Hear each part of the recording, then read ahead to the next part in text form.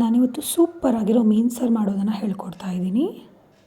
ಹೀಗೆ ಒಂದು ಬಾಣಲೆಗೆ ಸ್ವಲ್ಪ ಎಣ್ಣೆ ಹಾಕಿ ಅದಕ್ಕೆ ಒಂದು 8ರಿಂದ 9 ಚಿಲ್ಲಿನ ಹಾಕಿಬಿಟ್ಟು ಮೀಡಿಯಮ್ ಫ್ಲೇಮಲ್ಲಿ ಫ್ರೈ ಮಾಡ್ಕೊಳ್ಳಿ.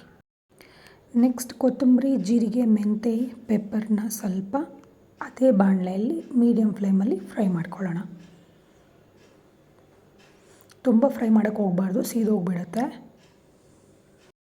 ಅದೇ ಬಾಣಲೆಗೆ 1-2 ಚಕ್ಕೆ ಆಮೇಲೆ ಪಲಾವ್ ಎಲೆನ ಹಾಕ್ಕೊತಾ ಇದ್ದೀನಿ. ಇವಾಗ ಮಿಕ್ಸಿ ಜಾರ್ಗೆ ತೆಂಗಿನಕಾಯಿ, ಶುಂಠಿ, ಬೆಳ್ಳುಳ್ಳಿ, ಆಮೇಲೆ 1 ಟೊಮೆಟೊ, ಹುಳಿ ಎಲ್ಲ ಹಾಕಿಬಿಟ್ಟು ಮಿಕ್ಸಿ ಜಾರಲ್ಲಿ ಗ್ರೈಂಡಾಗಿ ಪೇಸ್ಟ್ ಮಾಡ್ಕೊತಾ ಇದ್ದೀನಿ. ಇವಾಗ ಅದೇ ಬಾಣಲೆಗೆ ಸ್ವಲ್ಪ ಎಣ್ಣೆ, ಸಣ್ಣಗೆ ಹೆಚ್ಚಿರೋ ಈರುಳ್ಳಿನ ಫ್ರೈ ಮಾಡ್ಕೊಳ್ಳೋಣ. ಆಮೇಲೆ ರುಬ್ಬಿರೋ ಮಸಾಲೆನ 1 ಸ್ಪೂನ್ ಉಪ್ಪು, ಒಂದು ಸ್ವಲ್ಪ ನೀರು ಹಾಕಿಬಿಟ್ಟು ಕುದಿ ಬರೋಕ್ಕೆ ಇಟ್ಬಿಡೋಣ.